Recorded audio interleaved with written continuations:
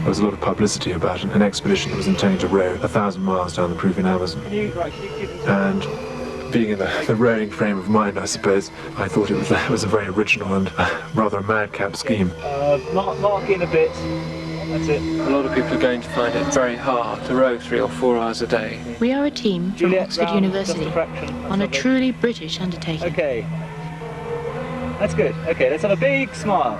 We have travelled here to row a Racing 8, a marathon 1,000 kilometres from the heart of the ancient Inca Empire down to the depths of the Amazonian jungle. Never been to South America before. I've always wanted to go to Machu Picchu, the lost city of the Incas. It gives me a chance to fulfill a childhood dream. I've really spent any time in a completely different culture. Fulfill that dream. I see one of the problems we'll have is getting on with one another as a team, and we'll be living very much on top of each other on the river. I hope I'll enjoy it.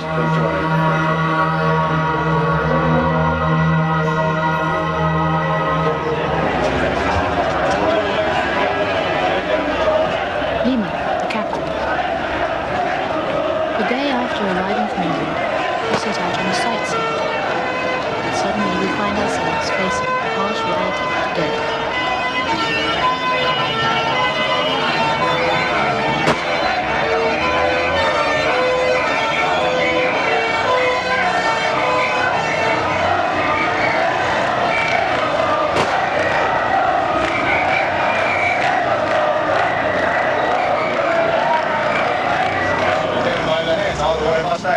They saw the cameraman and they thought, this is obviously bad news for Americans or something, and they thought one of the guys just held a rocket. Then the police came down and were firing tear gas. Is that what was that? Then there was a bullet that ricocheted. Then I heard the cracks. Thought it hit the back of my head. I just thought, that's it, right, scram, so that's why I legged it down here. A shotgun pellet in Richard's skull. Run with the crowd or stay, yes, I stood there and this guy come up. And then suddenly realised I was English and just ran past. Really? Yeah. Perhaps it was only right that Richard should have the first case of South America. It was his brainwave to take 16 rows in a racing boat halfway around the globe to the wildest river on earth, to row the same distance as between London and Paris and back. Nothing like this has ever been attempted before. After 2 years of preparations and fundraising to the extent of £70,000, this madcap scheme, dreamt up after a few beers too many in the Nag's Head at Oxford, now is finally happening. I'm Julia, the only girl in this expedition. Everyone asks me how I'm going to cope. It feels like a 2-month blind date with 16 men. My sister thinks, with some justification, I'm totally nuts.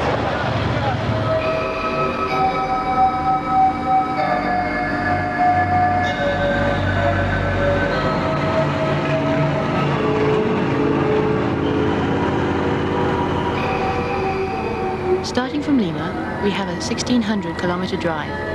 7 days bumping about on top of the trail, down the coastal desert strip and across the mighty Andes, before we even reach the river and climb the jungle of the Amazon, with all the dangers we were warned of. We turn inland, and soon we feel the chill sweeping down from the mountains.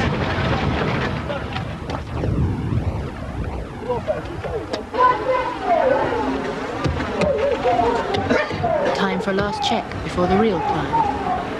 No repairs, no petrol, no running water for hundreds of kilometers.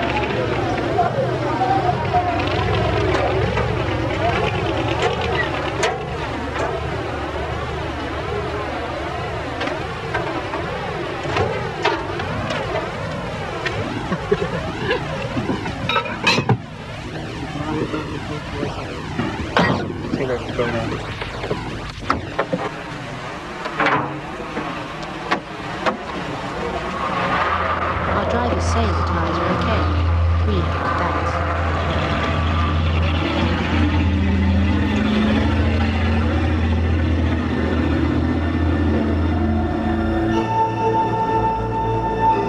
Altitude, 5,000 meters.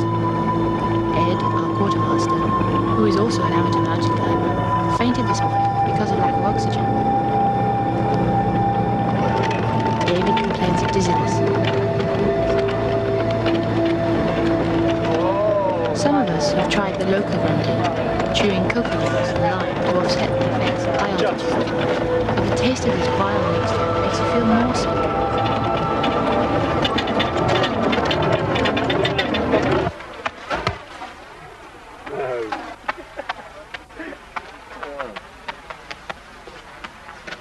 broken fuel pipe. We blocked the road in both directions, but nobody seems to be in too much of a hurry. It takes the combined skills of 5 patient drivers, a donated length of hose pipe, and 4 hours later we're off. Will you squat down on this?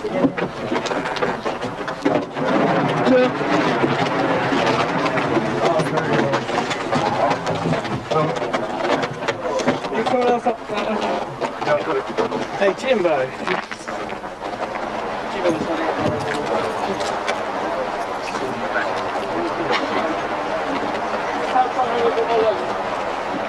At last we are here, the Urubamba River, beginning of the Amazon. Right, this is in the box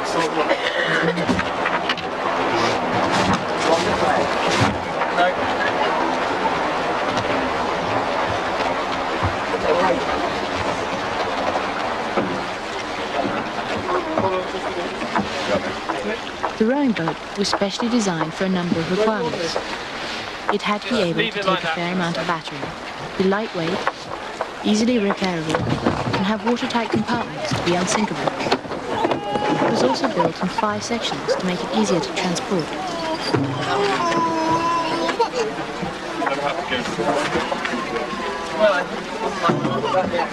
Sometimes the left-hand top again. Ed is in charge of the 2 tons of equipment and supplies, including 300 packs of blue paper. We carry only 1 change of clothing, plus 1 luxury item. In my case, this had to be my diary. From now on, it's us and the jungle.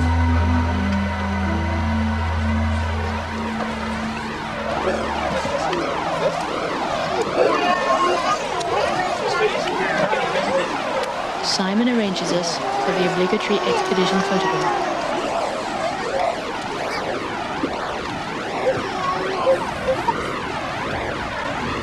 The inspection of a bite on my ankle draws a curious local audience. And get to the side. Keep your legs pointing forward. Don't go down, don't try swimming down. No lying back. Don't let off your canister. It should already be partially inflated. If you think you won't go under, or you're unlikely to go under. If you are going under, lower this up if you can.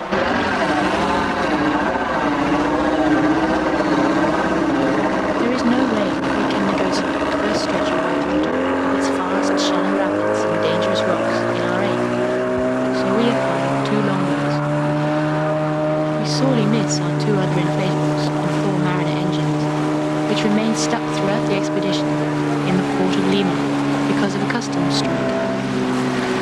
Lacking the horsepower, we have to improvise.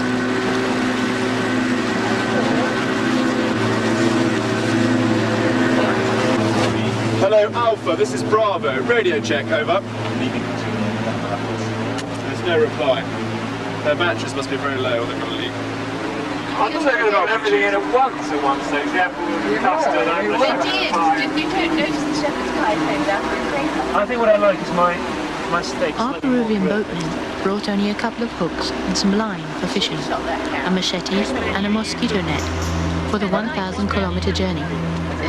They also managed to survive the trip on a few dried fish and unfiltered river water.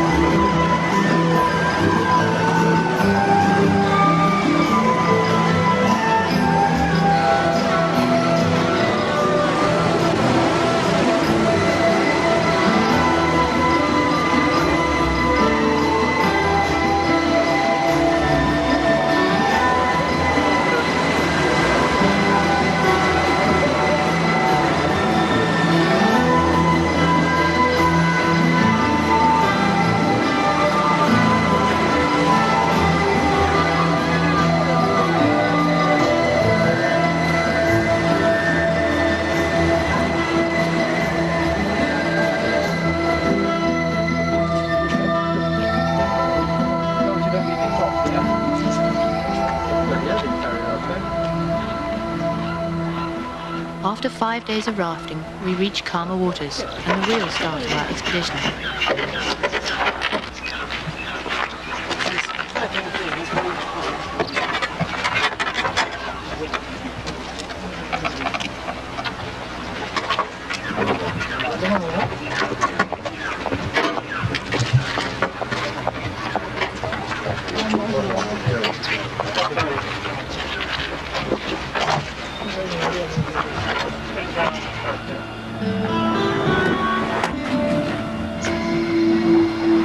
At first, we feel a bit rusty, but who could care about style here? When I look down the line of roads to the jungle and the mountains beyond, well, it is fantastic. I've never felt more British in my life. We're sitting in a sliver-thin, gleaming white boat, thousands of miles away from Oxford, and the cox is shouting out his instructions while around us the jungle echoes. All this is so surreal.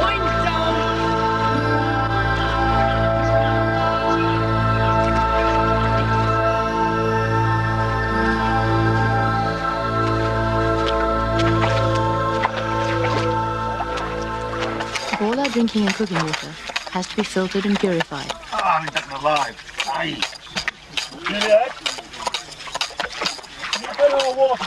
Maybe twice a week I indulge myself and pump enough water for a proper wash.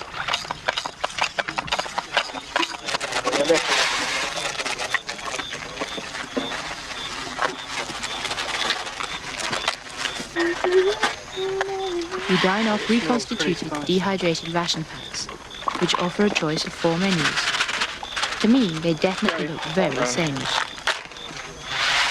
Not too appetizing, especially when you get the water measurements wrong. However, they do provide us with all the necessary vitamins, minerals, protein, and 3 times the average person's intake of calories. Right, and you have to have 5 spoonfuls of herbs and spices in that curry. It needs to simmer again for about 10 minutes. In spite of this staggering amount of food, most of us were to lose weight during the trip. Can we put it somewhere near here just to keep it full? Richard, we've got the same problem as before. No way they're going to take all this stuff for the price what we just paid them.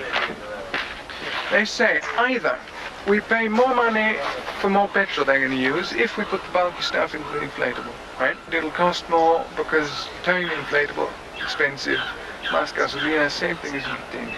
Otherwise, we pay 1 million more and he'll get a bigger boat. And what's the position though with taking 3 days? Oh no, that's not his worry. That's not his worry at all. I mean, you've explained it. Yeah, being through that way. How big's the bigger boat? As the one and only person who can understand both the expedition and the population, if the Peruvian fisherman says he wants more money for this because we are disturbing his fishing waters, any translation that I give will be an appeal to us rich foreigners to help him. Or, on the other hand, my translation will go in the direction that I say he's ripping us off to start with. I think we shouldn't give anything. Any translation that I make is combined with an interpretation, which makes life rather difficult for me, trying to please both sides at the same time. But somebody loses out. I'm not quite sure who yet. Ready? Yeah. You go. Lift!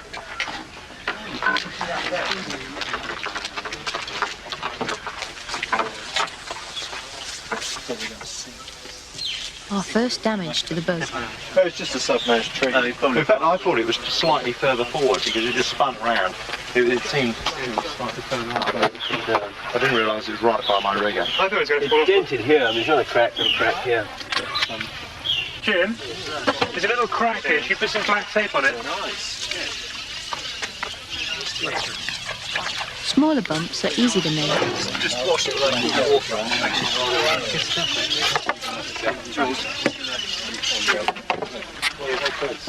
Apart from a head-on collision, the real danger is that the bottom of the boat will be torn out by a submerged tree hitting the rudder. Our boatman Jim comes up with an idea. He saws part way through the stem of the rudder to make it break off on impact without damaging the shell. We took 8 spare rudders with us and were to finish the journey on the last one.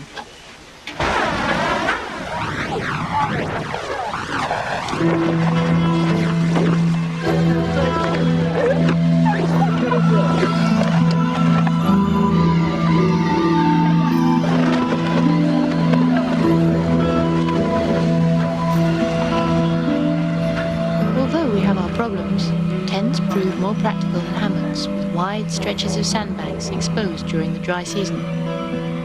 Hot, humid, stuffy, and generally unbearable most nights, they do come in handy when the rains are threatening.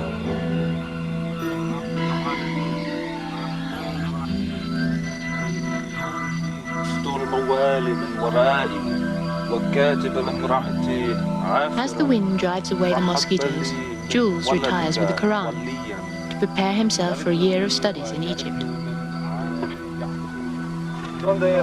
6:30 in the morning. Another beautiful, exhausting day.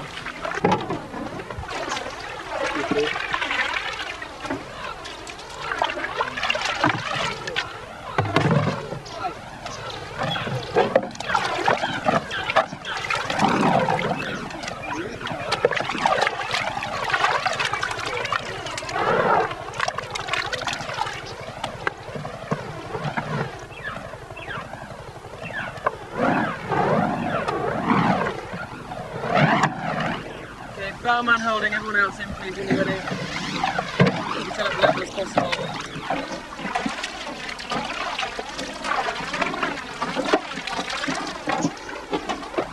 Yeah, once you just took your blades under your arms.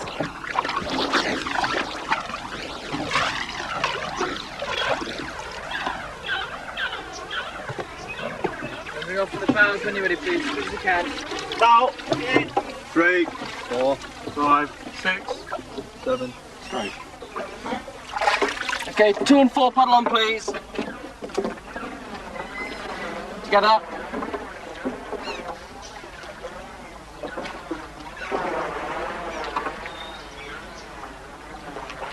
Over there.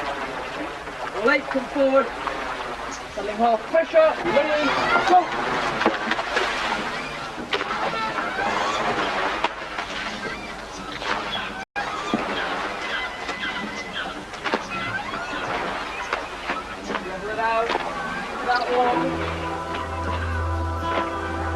This morning, Nico, our interpreter, overheard the boatmen commenting on the 8. They were really impressed with its speed, much faster than their own motorboats, or petty peppers after the engine lights. However, they were a bit disappointed by its carrying capacity. They also found it rather inefficient, that 8 burly people should be required to propel one tiny passenger.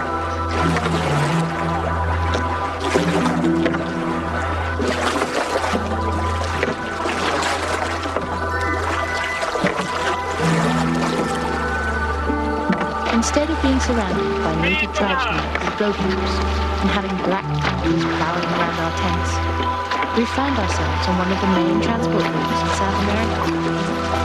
We were expecting rapids, whirlpools, waterfalls and wildlife dangers, but most of us do agree now that the hardest test of all is the rowing itself.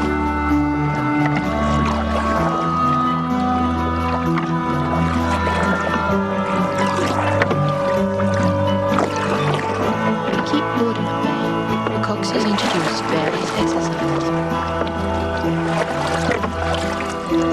Stroke, foot down, on. Okay. And next stroke, 3/4 pressure.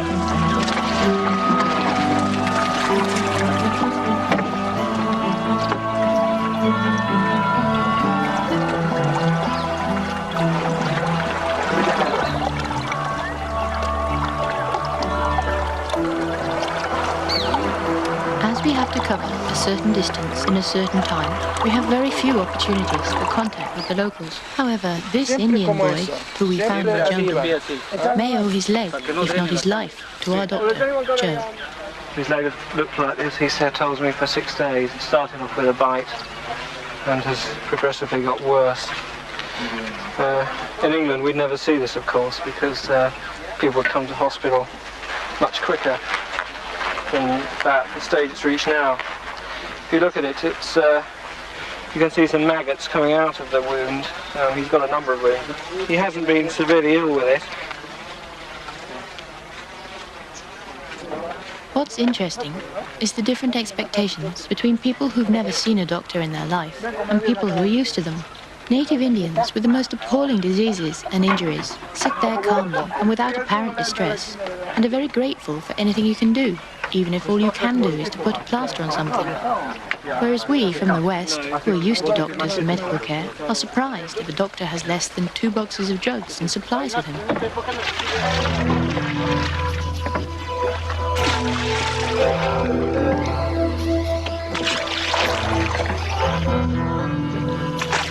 We now have 3 2-hour sessions every day. It means at least 4 hours rowing for each of us. It's beginning to take its toll on our bodies. Hands are blistered, bums are sore, legs are aching. After 10 hours in the blazing sun in the middle of the river, we are completely exhausted, covered in grime, bathed in sweat. We look for yet another sample for the night. All I want is a bath, a gin and tonic with loads of ice, and to put on a skirt. We covered about 53 kilometres, and we had 670 to do from Atalaya to Bukalpa. So considering we had the delay because of the 2 broken rudders today, we should be on course for getting to Bukalpa in about 9 or 10 days' time, which is okay. It's on schedule. However, tomorrow we want to try and cover about 70-80 kilometres if we can. So we'll get up, breakfast slot at 5:30, then we'll have breakfast at 6, or whenever they've got the breakfast ready, they'll come around and call everyone. And then hopefully we can get off tomorrow at 7:30. We'll see how things go. But, we have to decide the fate of the racing boat. After 1,000 kilometres and 3 weeks of rowing, the 8 and the support craft approach our destination, Bukalpa. Option 1 is to take it back to Britain. However, with a very tight budget, already stretched by having to hire support boats on the river, we cannot afford to pay for the 8 to be air freighted back to Britain. We cannot leave it here without an extortionate import tax.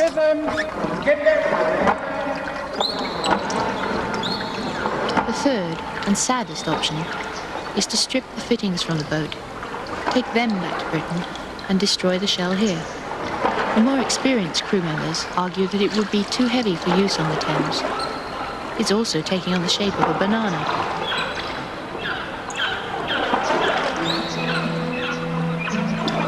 The collisions and the batterings the frame has suffered as a whole mean that at home the 8 would be nothing but a worthless relic. Let's jump! Up 2! I suppose it is an escapist thing to come out to South America and do this, but it's a way of achieving something unusual before heading for 40 years of work. However you spend your life, I think we all want something to tell our grandchildren, and if, when given the chance, I hadn't even attempted to take up a challenge like this, I'm sure I would have regretted it for the rest of my life. At the end, the point is that we brought 17 people and a racing aid out to South America, and in spite of everything, raising the money, bureaucratic problems, being tear-gassed, people falling ill, and exhaustion, we have finished it. We are here.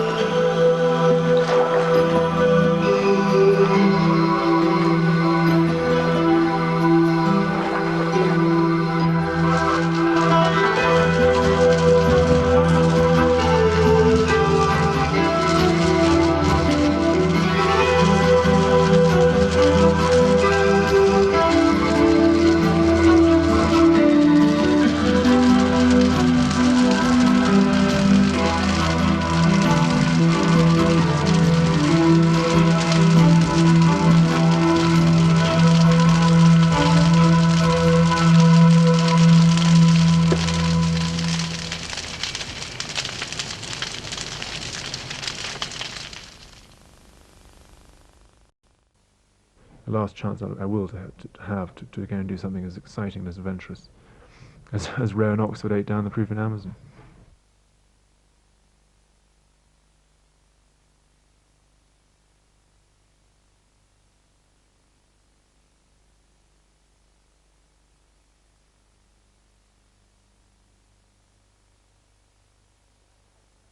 Una carajita. Y el tipo que llama a una muchachita. Entonces se supone que una broma de masaje, que son 2 horas de masaje, con derecho a eso, normalmente son, pagan 1000 baht, digamos, de 500 a 1000 baht. Coger los datos, yo estuve en China, en Taiwán, con...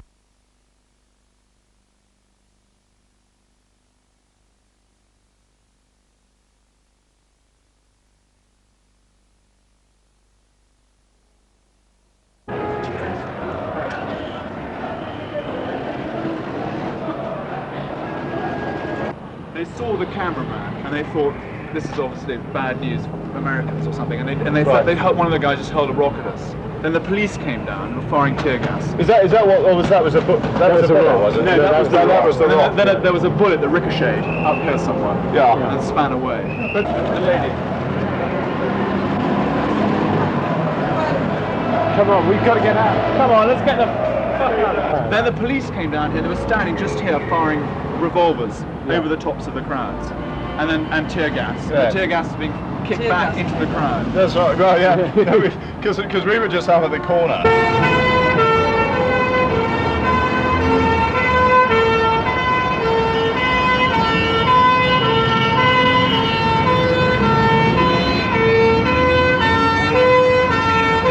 And I thought actually that they were going to come round with batons and just sort of hit them over the heads. I thought, well, if I stay over there. And then I heard the cracks.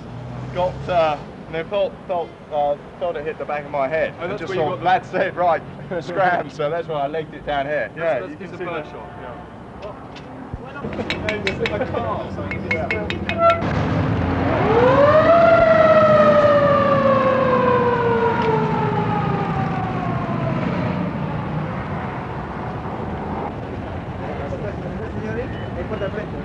Gracias.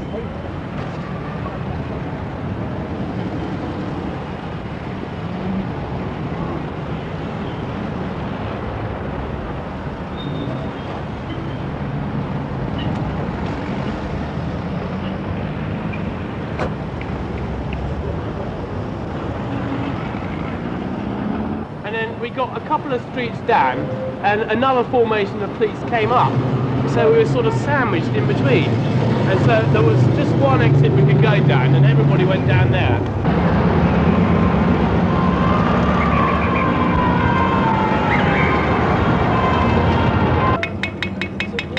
Souvenir takeover.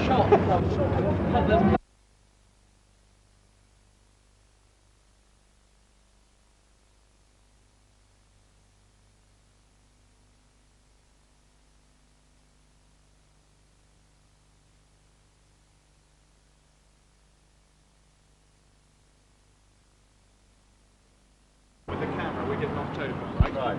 Yeah? Now, I was back in charge of down there, and they came screaming past me, what the fuck am I going to do here? Am I going to run with the crowd or stay here? So I just stood here and this guy comes up, and then he suddenly realised I was English and just ran past. Really? They're not there. I think we should stay around. And shot that just went at it. Bloody from So Running back again. they're coming up. Should we go back to the main square? Let's get. Why don't we just go along here? No, that's where they're coming from.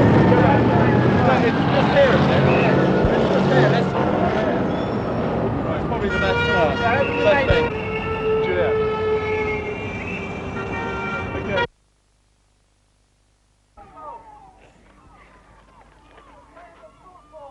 Come on, come in. A la ruina, mujer. Allá donde es. Le voy a pedir permiso a mi papá. A la ruina, manga y me está. Estoy tomando fotos la primera. Señora, no es hombre.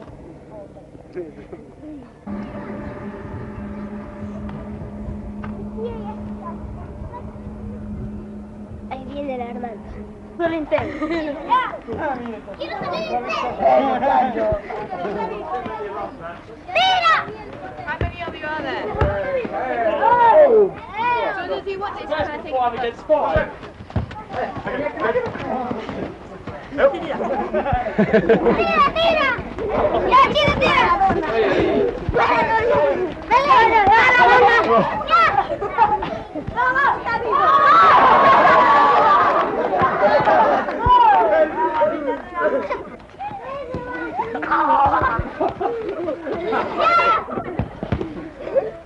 It's just a barrier of it.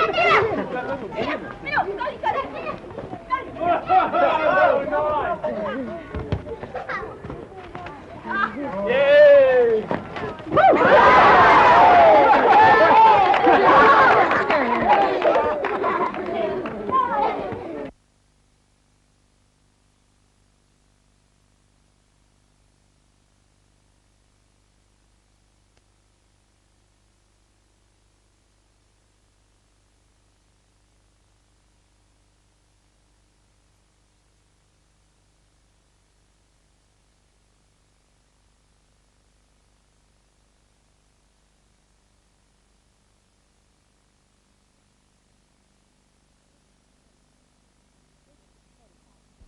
It also should be fairly character building, being the only girl among 16. It doesn't bother me socially or anything, and their conversation has now ground down to the level that it was at before I arrived. South America is somewhere I've always wanted to go, and the way we've done it, cheaply, by truck, we're seeing all the countryside on the way to where we're going, and experiencing every climate from desert to rainforest, which I think is very, very interesting, and certainly worthwhile for me.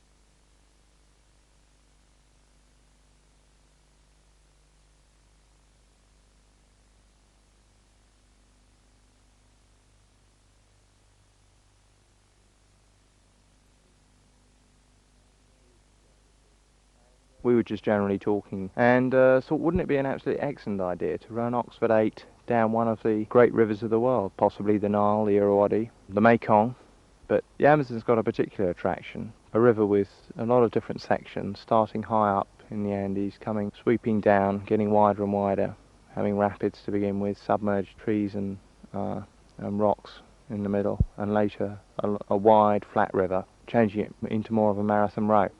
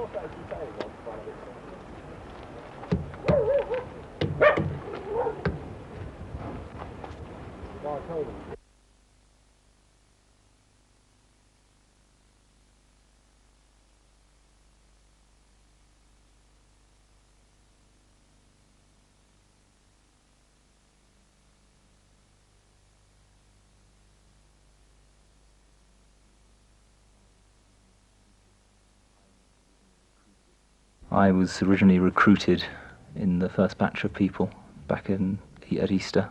I suppose apart from the chance to photograph a part of the world that I've never been to, it also gives me a chance to fulfill a childhood dream. I've always wanted to go to Machu Picchu, the lost city of the Incas, and this trip has given me that chance to fulfill that dream.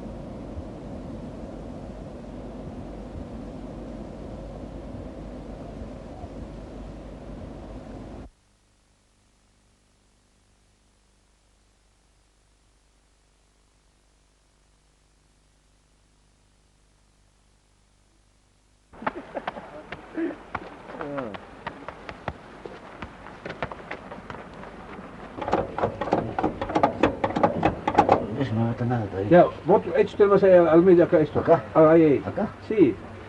Después tapa lo que soy va a arrancar. Ya, tápalo. Con purificador. Trae el trapo. Purificador está.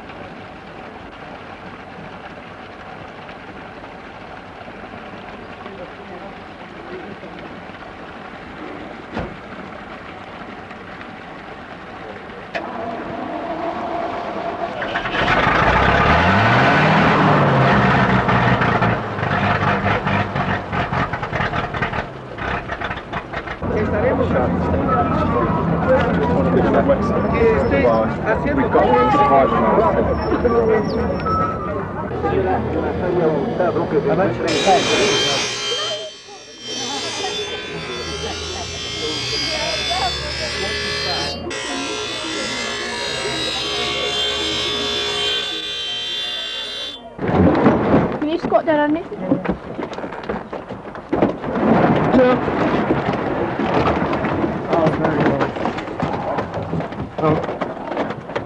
Need someone else up there? Yeah, I've got it. Hey, Jimbo. Jimbo was holding up that end on the back. Just try to run a bit more level.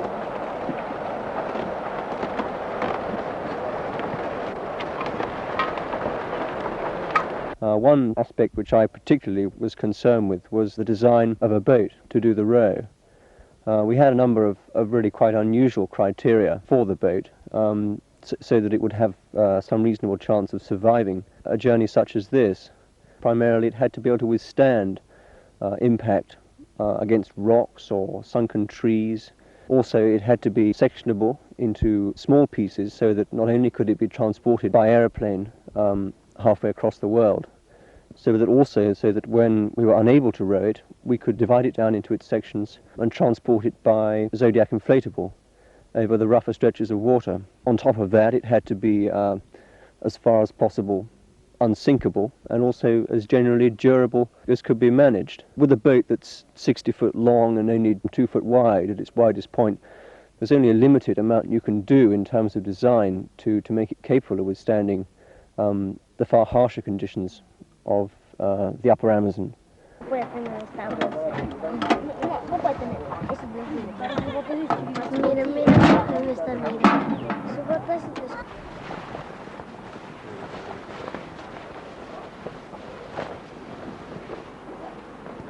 Right.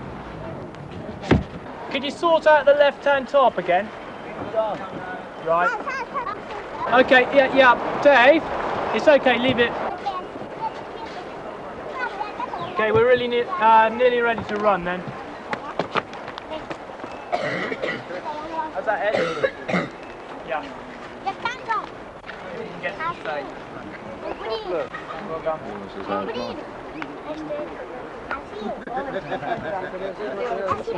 Well, it should be.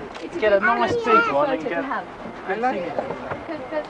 Is this everything we got for free? For one, for the telephones and messages. Orderly officer. No, just put it there. The driver wants one. Look, we'll need more salt in this, right? And this is actually salt for 1 day. Less. Joe. How many do we want to save? Fun for the boys. That's stuff that's going back.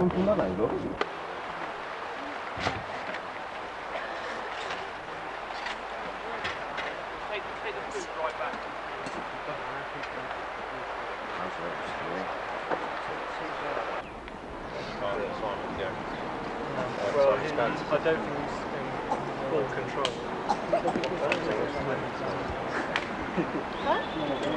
Pass it in there in comments so that Philip can pick them up. Have you not got one of these? No. I have been given the job as expedition photographer. It gives me a chance to expand my photographic experience, and I have a chance to use equipment that I wouldn't do normally. My job is to make a fairly full photographic record of the expedition and produce a few photographs which are suitable for publication in the book of the expedition and for the newspapers that are covering our story.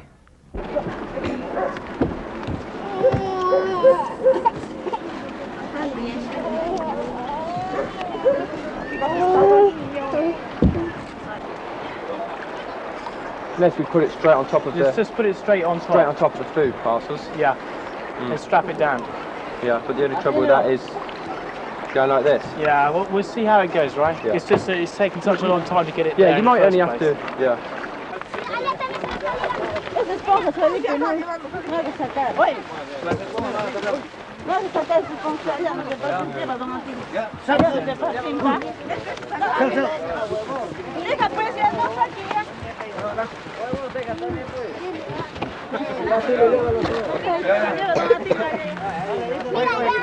Nothing left inside. No, Don't we so need just some wrap of it. the stuff? Yes, hang on.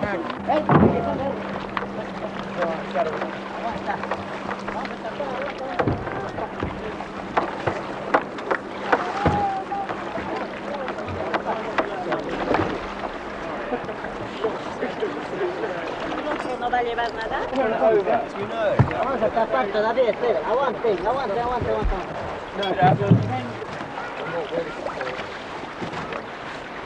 At least the life jackets work, eh? Oh, Ed. We've got to tie it down so we can Senor, they've got to tie it. When you go over a large rapid, it'll take on a lot of water quickly. So get that out as quickly as you can before you go over the next rapid, okay? If you fall in, the first thing not to lose is your life, and the second thing not to lose is your paddle. Don't lose your paddle. Try and get your paddle back in the boat. Keep your legs pointing forward. Don't go down. Don't try swimming down. No lying back. Don't let off your canister. It should already be partially inflated. If you think you won't go under, or you're unlikely to go under. If you are going under, blow this up if you can.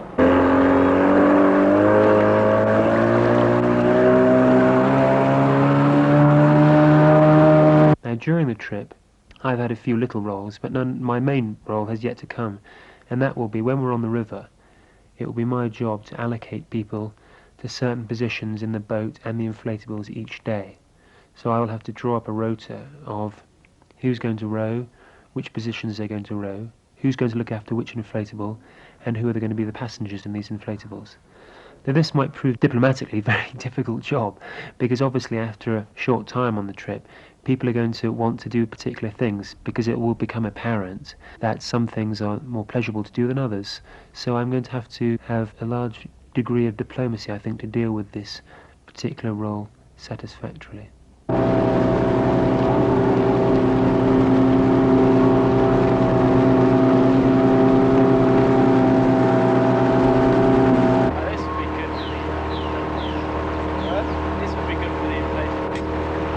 This is very good. This would be good for the inflatable. Oh yeah.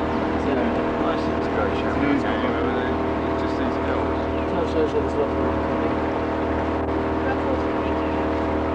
This is rocket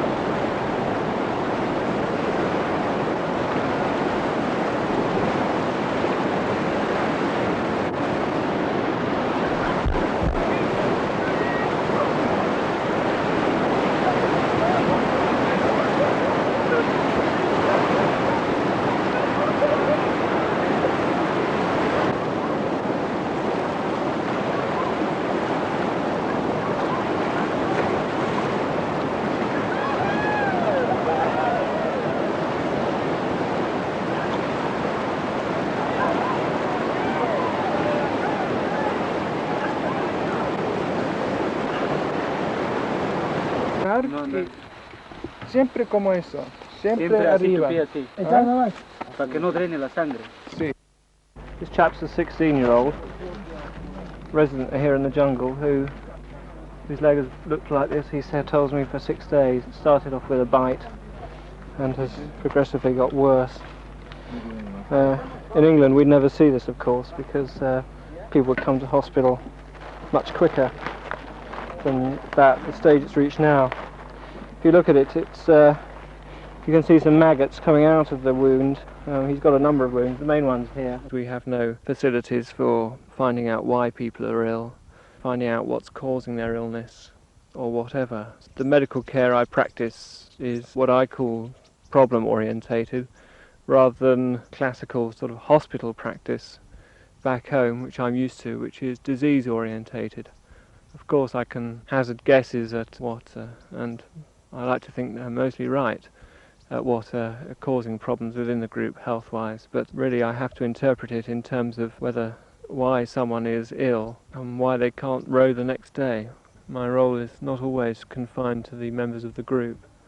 One interesting thing is the different expectations between people who've never seen a doctor in their life before and people who are used to them. Native Indians with the most appalling diseases and injuries who are sitting there calmly and without apparent distress, and they're very grateful for anything you can do, even if all you can do is put a plaster on something, whereas people from the West who are used to doctors and medical care are surprised you don't have more than 2 boxes worth of drugs with you. You know, as long as you don't leave your socks there. That's good, yeah, we can carry that up there.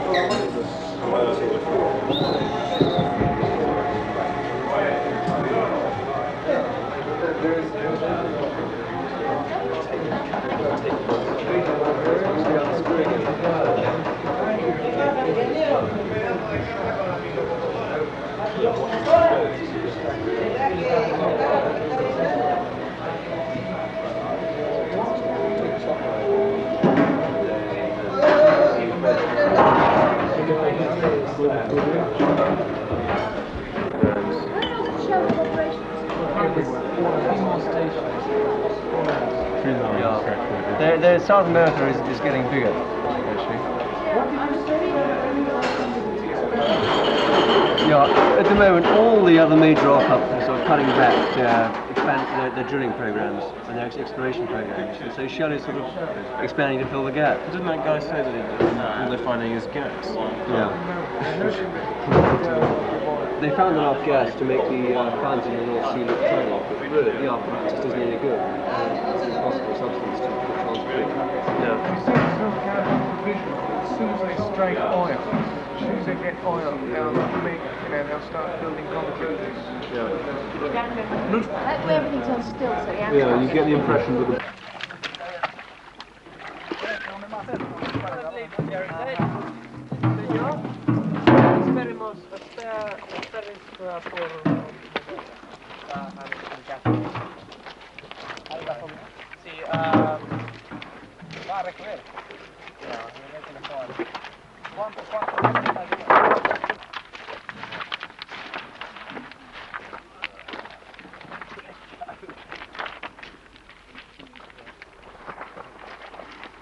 Richard, we've got the same fucking problem as before.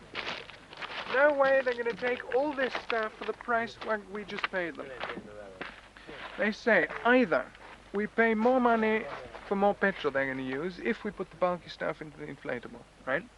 If we put the bulky stuff, the camera, all that sort of stuff into the inflatable, the people in there, he'll do it, but it'll cost more because towing the inflatable, expensive, más gasolina, same thing as in continuing. Otherwise, we pay 1 million more and he'll get a bigger boat, right? So it's, right, so 2.5. Yeah, and what's the position though with, taking 3 days? Oh no, that's not his worry. That's not his worry at all. Worry. I mean, you've explained it. Yeah, I've been through that with him. How big's the bigger boat? My function as interpreter for the expedition is a rather difficult one, in the fact that as the one and only person who can understand both the expedition and the population, the truck drivers, the boat drivers, and the like, this means that I have to try to understand not only linguistically, but also emotionally or logically both sides, and then have to make my own decision as to what message I directly translate. That is to say, if a Peruvian fisherman says he wants more money for this because we are disturbing his fishing waters, any translation that I give will be an appeal to charity, an appeal to us rich foreigners to help him, or on the other hand, my translation will go in the direction that I say he's ripping us off to start with. I think we shouldn't give anything. Any translation that I make is combined with an interpretation which makes life rather difficult for me, trying to please both sides at the same time. In the end, I probably please half the people half of the time, and the other half of the time as well. So, in all, I please all the people 100%. But somebody loses out. I'm not quite sure who yet. You think he's going to basically stick about? Oh, I'm absolutely positive he's not going to rip us off. No, I know that.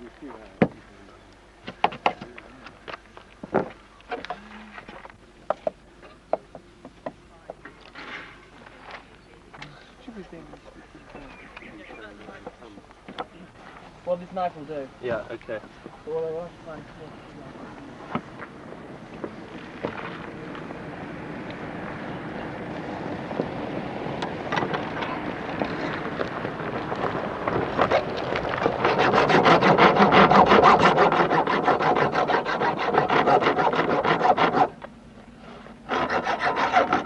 I'll just put a saw cut through the fin so that when it hits the rock it breaks off at the stem rather than going into the bone.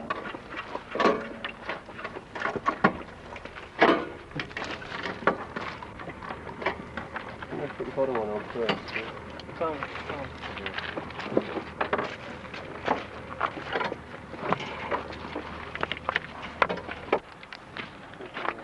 This flipping thing is very tight.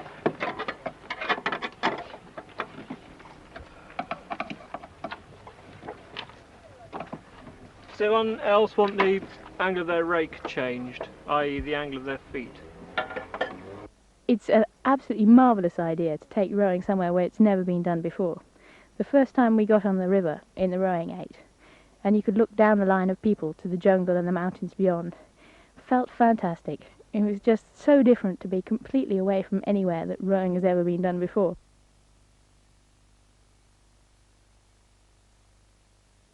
Grab the stern in. Yeah.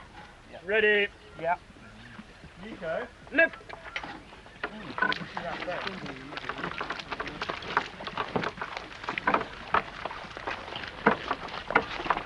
Mind the blades. Watch the blades. Blades. Yeah. Bring your hand away quickly. There's a definite point on the Bit of tape will seal that okay, would it? Yeah, temporarily. No, it's just a submerged tree. And it just hit, I felt it right below the Do you want to... In fact, I thought it was slightly further forward because it just spun round. It seemed it was slightly further up. I didn't realise it was right by my rigger. I thought it was going to fall off. It's dented here, and there's not a crack, little crack here. Really? Oh, that must have been... I thought it was going to fall off my seat. That'd be worth it. Just fill it with water. Can you... Juliet, could you get one of those buckets, please? Jim? Yeah, I will, don't worry. Jim? There's a little crack here. Should you put some black tape on it? Yeah, let's have a look at it. You've got black tape.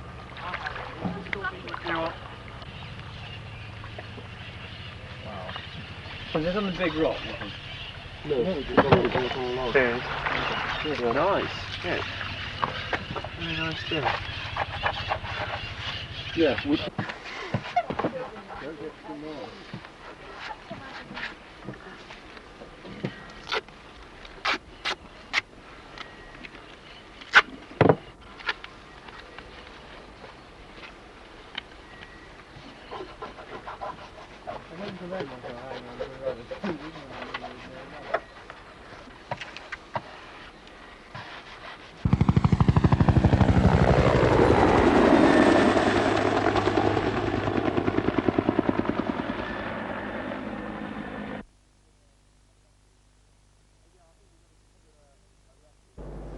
Yeah, I think we've got to do a recce. Do you want to come, Nige? I suppose there's a lot of different reasons why I wanted to do an expedition like this.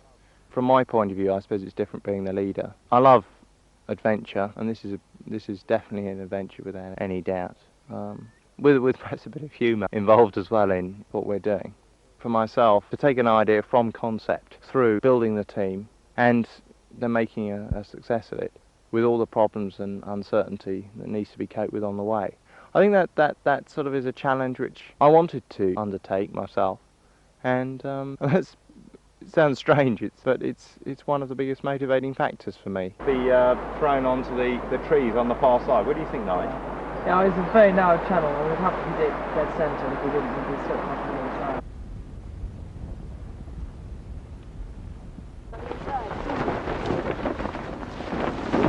Let's go sailing, yeah!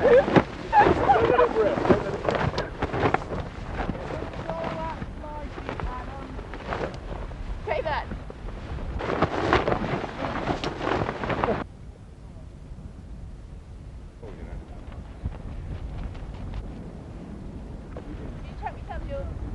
You got any pegs?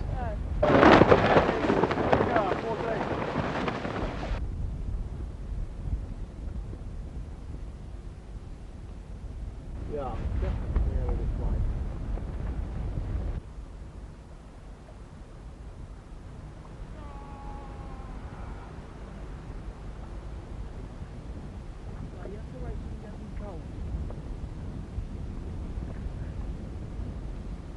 That's simple, isn't it? Yeah, I mean the complex ones are things like stars. Guy, you can't be bad at talking about bloody Franz Beckenbauer. It's a big bit of boiling, yeah? Alhamdulillah Rabbil Alameen Rahman Rahim Maliki Yawmiddin إياك نعبد وإياك نستعين وكاتب المرأة عافرا.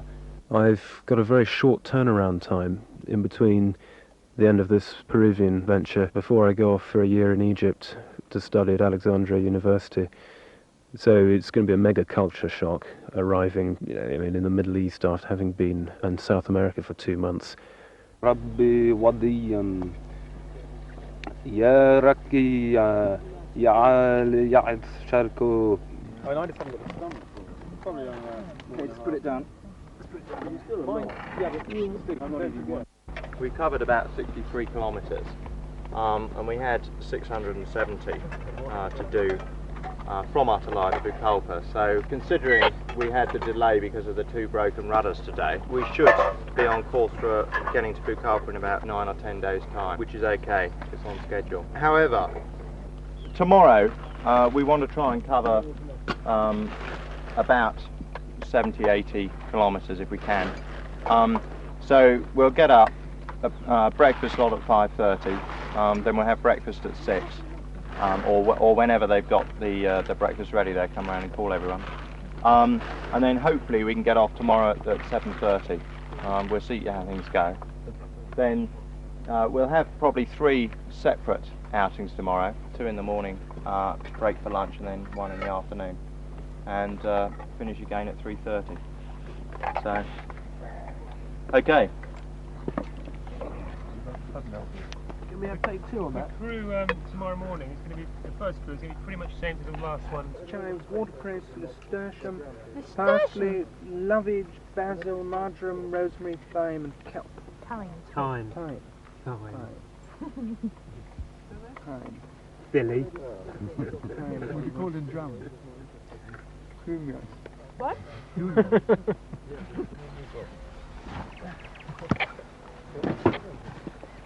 ¿Dónde es Yeah, I know the radio.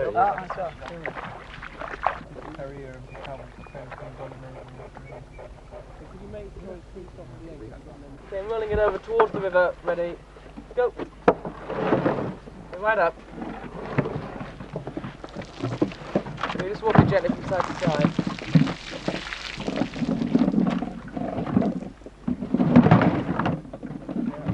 Back.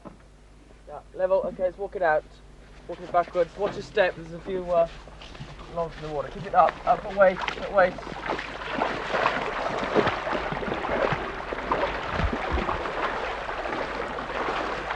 Whoa.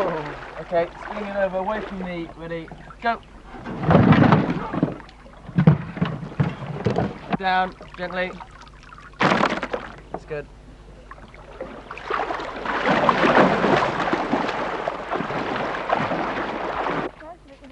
Okay, let's go nice and quick, please.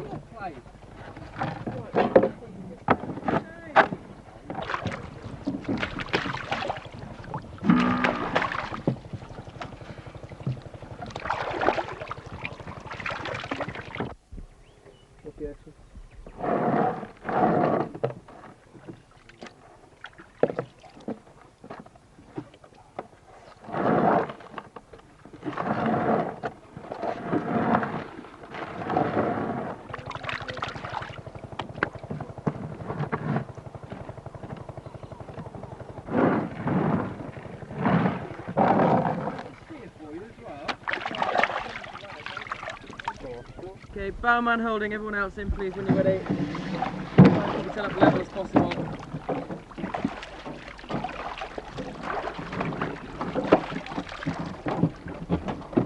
Okay, once you're in, you just tuck your blades under your arms.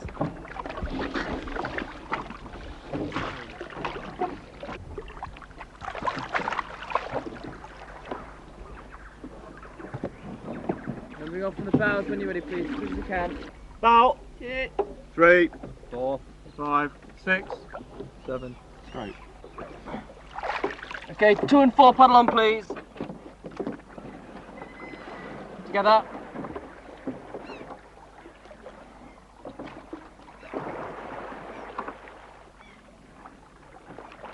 Into there. All 8 come forward. Handling half pressure.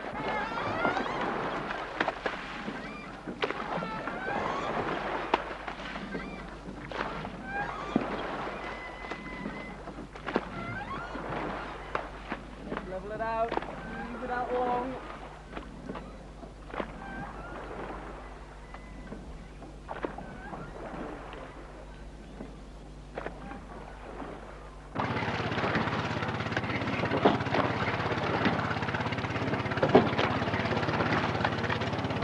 One quarter slide.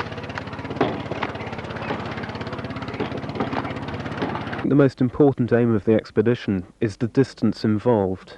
A lot of people tend to over-glamorize the rapids, the whirlpools, the wildlife dangers, but most people on this trip would agree that they came for something like a marathon row, which I'm pleased to say it's now turning out like that. You know, we had a lot of worries beforehand that we weren't going to be able to row any distance at all, but it now looks a lot better. And you know, people are beginning to get sore hands and sore backsides and things, and we're now beginning to feel that we've arrived. Obviously, we've had a few problems along the way. The worst one, which we're still feeling the effects from, are the Peruvian customs. They've got 2 of our inflatables and a few of our outboard engines, which means that we rely rather heavily on local boatmen, which gets expensive and difficult because they usually require payment in advance and little supplements for fluctuations in fuel prices. But having said that, I think we've done very well.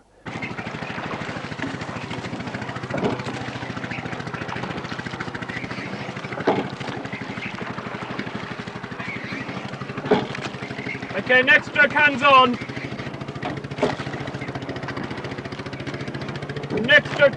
I can't say it's been completely pleasurable as a rower, because half the time your blade doesn't touch the water and the other half you can't see it. Let's have it together. Timing bow. That's nice.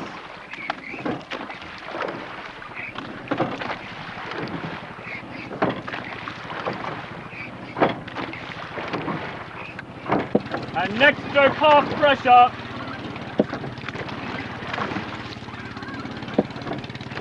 Gonna do single strokes, the hands away, blades on the sax boards. Easing to the hands away position. Is seal.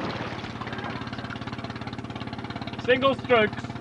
I'm expecting to test myself and also to enjoy an expedition with a great bunch of people, all of whom will be in the same boat, and make the whole thing work as a team.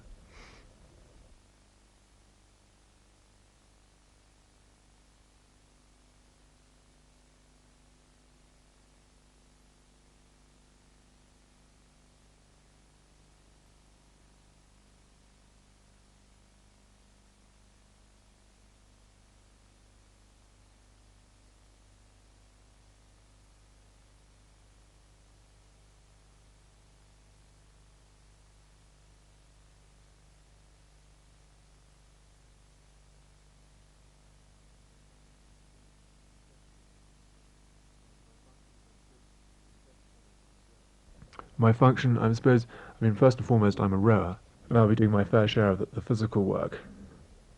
But in addition to that, I'm also running the campsite, making sure that there is a fixed routine. Everyone knows what they have to do the day before, so that everything is got out of the way, people get a good night's sleep, and are up to take on the next day with a vengeance. there was a lot of publicity about an expedition that was intending to row 1,000 miles down the Peruvian Amazon.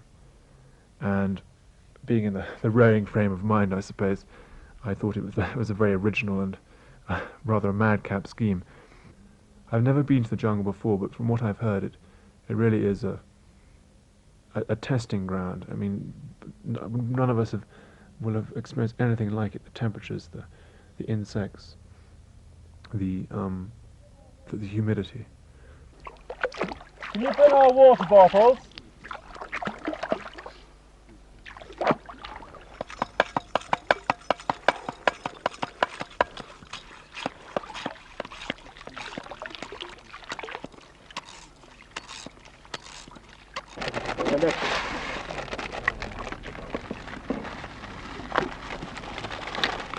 One aspect I was involved with before coming on was the food, where I really felt that to feed the number of people we have on the expedition adequately, but within the limits of the space and weight given to us by the fact we were going by boat and because we were flying, I felt that we had to supply all our needs before we got onto the river in a obviously easily utilisable form. I've organised the supply of ration packs for us during the expedition, which, although perhaps a little bland and even a little boring after a couple of weeks of use, nevertheless provide a lot of calories in a palatable form with enough nutrients as well for it to remain a healthy diet.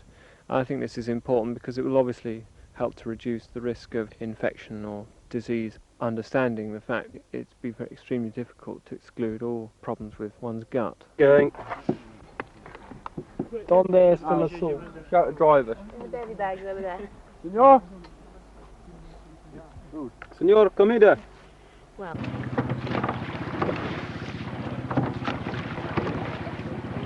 Next stroke. Fixed slide.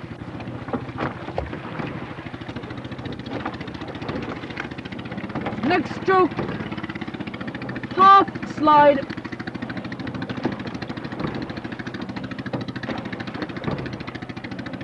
Holding the rating down.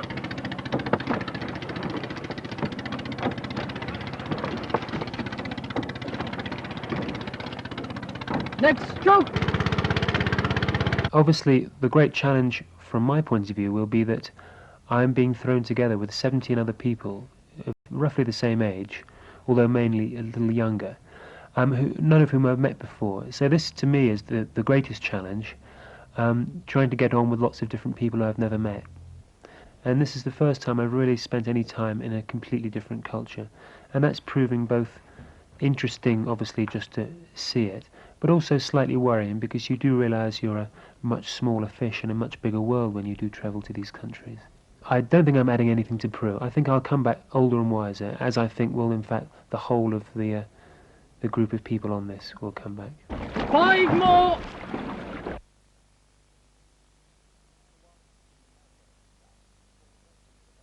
The one thing we have got to discuss is what we're going to do with the boat. We can auction the rest of the kit, but exactly what we do with the Racing 8, we've really got to decide. As I see it, there's a few different possibilities. Firstly, that is of taking it back to Britain. Unfortunately, we've worked it out, and it'll cost about 3,000 quid plus packaging. So we're talking of 4,000 probably, and we're not likely to get that back in England. We've also got the problem that if we don't re-export it, if we sell it in this country, we're going to have to pay import duty, which is probably within the region of about 100%. And so we're talking of £8,000, and we're not going to get that. So that leaves two options really. One is to actually give it to some of the organisations in Peru who've helped us, but we're not quite sure exactly what would happen as far as re-exporting the boat goes. And the other one is to actually break it down and take some of the bits back to Britain, which we wouldn't have to pay a lot of excess baggage for, and sell them, and then perhaps get rid of the rest of the boat by some other means.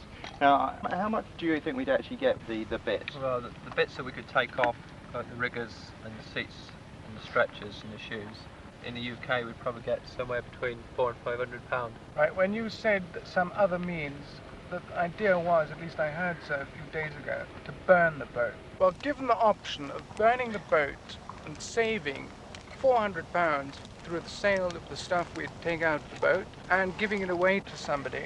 I suggest we give it away, thus perhaps losing £400 but showing the country, thanks to which we've been able to do this expedition, a very noble gesture which, right, it might cost something, but I think it's well worth it. Because if we don't, Well, if we it's just not- left it there, if we just left it there on the side of the bank, we'd have to pay re-export costs. We can't afford to re-export it. I mean, to stand in front of Peruvians who are starving to death, burning a boat that is worth, in some sense, or was worth originally, that money. And if they wanted to row, I'm sure in Pucallpa they probably don't do a lot of rowing. And there's just something there, standing there, watching this boat burn and being jubilant about it, that I find offensive. Yeah, but I mean, at the same time, it's not a very useful gesture, is it? Just to leave someone an empty shell.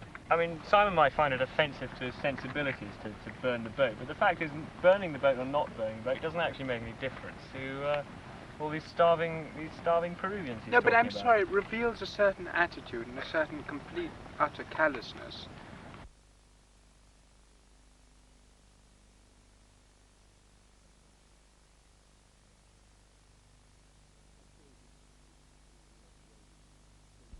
I suppose it's in a lot of ways it's an escapist sort of thing to do, to take an expedition out to South America, but it's a way of escaping for a short while the white picket fence in the Ford Sierra, and of doing something a bit unusual. I think really all of us at the end of the day want to have some sort of stories to tell our grandchildren. And if we don't have anything unusual, really one's life's been perhaps rather bland and rather dull.